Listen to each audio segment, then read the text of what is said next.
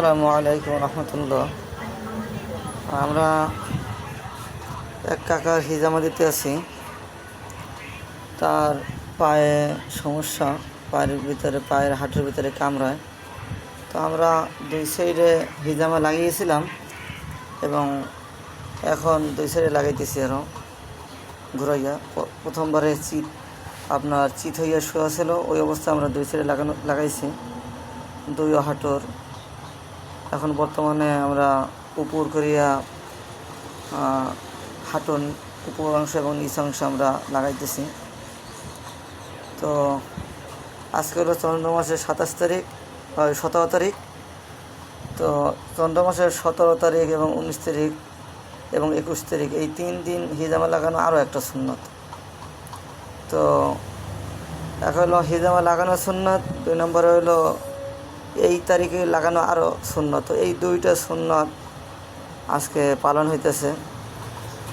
এজন্য আল্লাহ পাক রব্বুল আলামিন আমাদেরকে এই যে সমস্ত সুন্নতগুলা সমাজের ভিতর পালন হয় না, সেইগুলোকে পালন করা আমাদের তৌফিক দান করুন। রাসূলুল্লাহ পাক সাল্লাল্লাহু আলাইহি ওয়াসাল্লাম বলেছেন, মান তামাসসাকা বিসুন্নতি ইনদা ফাসাদি ফালাহু আজরুন মিয়াত শাহীদ। যে ব্যক্তি ফিতনা ফাসাদের জমানায় আল্লাহ রসুলের সুন্নতকে জিন্দা করতেই থাকবে, তার মানে একটা সুন্নত না, অর্থাৎ তিনি যতক্ষণ পর্যন্ত জীবিত থাকবে ততক্ষণ পর্যন্ত যেই সমস্ত সুন্নতগুলো সমাজের ভিতর পালন হয় না সেইগুলো শুধু জিন্দা করতেই থাকবে, মানে একটার কথা বলা হয় না কিন্তু।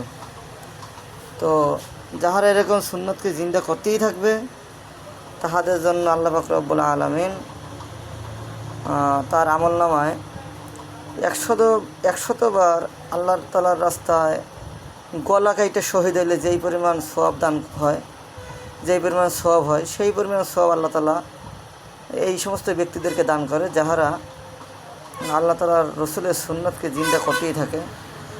এজন্য আমরা নিজেদের শারীরিক সুস্থতার জন্য বছরে 3 বার 4 মাস অন্তর এরকম 3 বার আমরা এরকম সুন্নতগুলো পালন করব। তো এইভাবে আমাদের সমাজের ভিতর সুন্নতগুলো জীবিত হবে। আল্লাহ তাআলা আমাদেরকে মৃত সুন্নতকে জীবিত করার মতো তৌফিক দান করুক। আমিন।